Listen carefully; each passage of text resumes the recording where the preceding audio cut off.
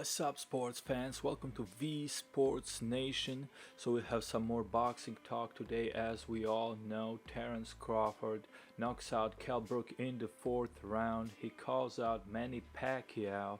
Him and Bob Arum revealed that Pacquiao-Crawford was already being negotiated before COVID broke out. But we do not hear what we should have heard, and that's Terence Crawford against Spence. Stay tuned.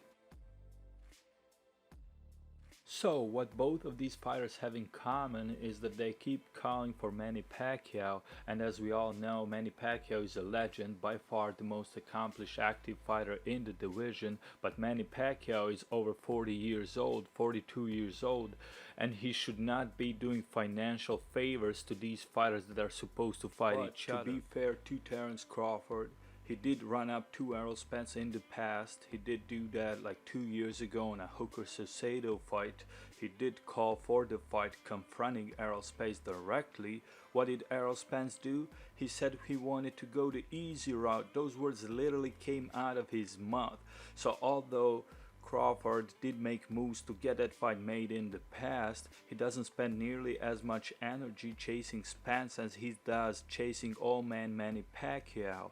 Meanwhile, Spence, this guy has demonstrated absolutely no interest in making the fights that he's supposed to make for the past 2 years, ever since his attempts to market himself as a kind of a boogeyman of the welterweight division fell through. He and his devotee fans have been on a damage control campaign. They were predicting a KO of Sean Porter. Didn't happen. Spence ended up going life and death with Sean. Then they attempted to justify that by saying that Spence wanted to prove himself by fighting Porter's own fight. Pretty much the same of what they did when he failed to knock out former featherweight Mikey Garcia.